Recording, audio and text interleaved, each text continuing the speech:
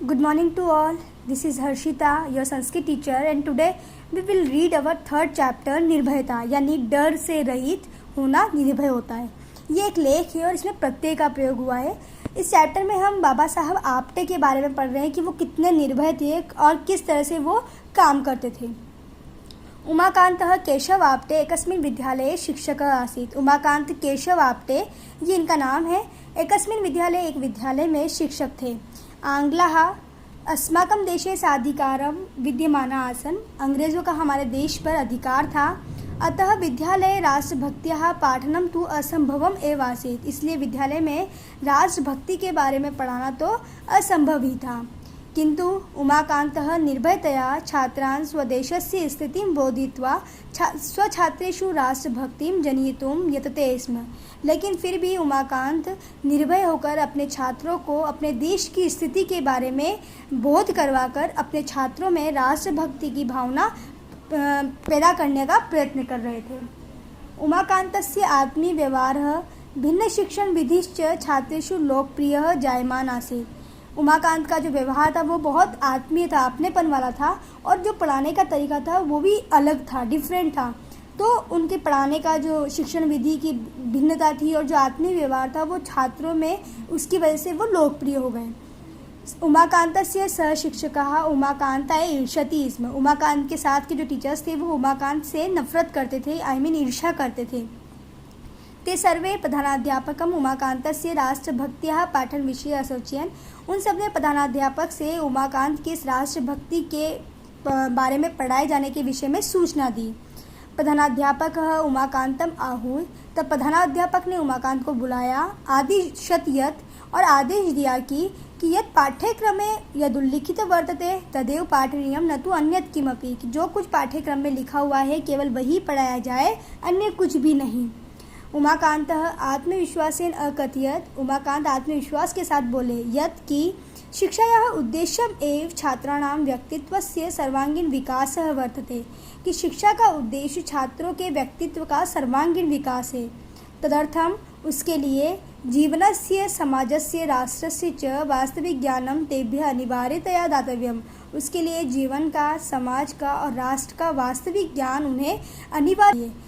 तथा नाम स्मरणम शिक्षा नास्ति। केवल तथ्यों को यानी कि बातों को केवल याद करना ही शिक्षा नहीं है। उन्होंने कहा कि हमें अगर शिक्षा का उद्देश्य है कि व्यक्ति का, छात्र का व्यक्तित्व का सर्वांगीण विकास, और अगर सर्वांगीण विकास तभी होगा जब हम उन्हें उनके जीवन के, समाज के और राष्ट्र के वास्तविक ज्ञान के बारे में उन्हें हम ज्ञान दें।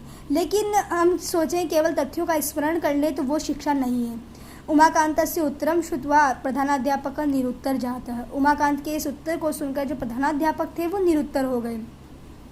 उमाकान्तेन स्वस्य शिक्षणविदो किमपि परिवर्तनं न कृतम् अपितु सः इतोपि अधिकेन उत्साहेन स्वकार्यं।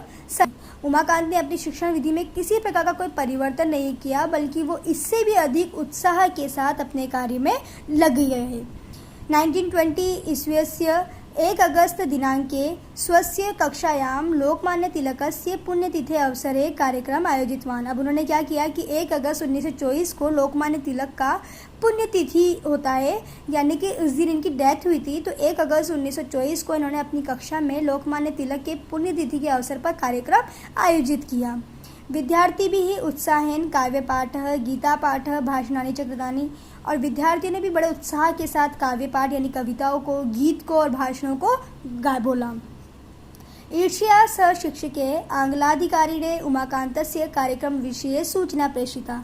अब ईर्ष्या के कारण जो उनके साथ के टीचर्स थे उन्होंने अंग्रेज अधिकारियों को उमाकांत के इस कार्यक्रम के विषय में सूचना भेजी। प्रेषिता यानी भेजी। शिक्षा विभागात् प्रधानाध्यापकं समीपम एतादृशान् गतिविधिं रोद्धुम् आदेशः आगत। अब शिक्षा विभाग से क्या हुआ, जो प्रिंसिपल थे, प्रधानाध्यापक थे, उनके पास इन सभी गतिविधियों को रोकने का आदेश आया।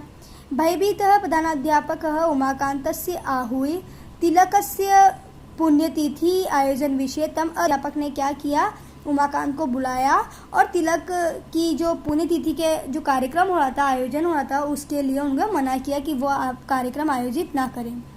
निर्भयेन उमाकांतेन उक्तम। निर्भयतापूर्वक यानी बिना डर के उमाकांत ने कहा कि भारतस्य यस्मिन् विद्यालय, कि भारत के जिस विद्यालय में भारत भक्तानां नामानि स्मर्तुं न शक्यन्ते, कि भारत भक्तों के नामों का स्मरण नहीं किया जा सकता।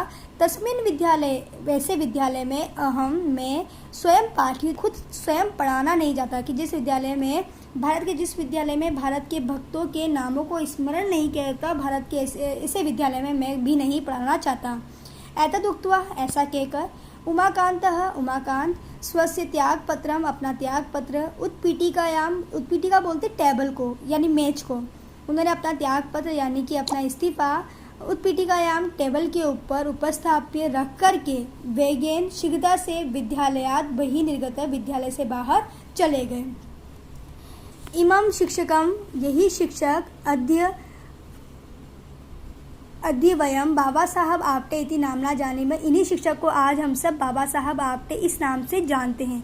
येन स्वजीवनेन पठितम, जिन्होंने अपने जीवन में पढ़ाया, यत् की शिक्षकाः सर्वदा निर्भया स्युः, कि शिक्षक को हमेशा निर्भय होना चाहिए। इस प्रकार, और इस पाठ से हमें क्या सीख मिलती है कि कीर्ति यस्य स जीवति, कि जिसकी कीर्ति होती है, जिसका यश होता है, यानी जिसकी कोई रेपुटेशन होती है, वही व्यक्ति जीवित है। अगर किसी की कोई ख्याति नहीं हो रही, कोई व्यक्ति प्रसिद्ध नहीं हो रहा, तो वह व्यक्ति जीवित नहीं है।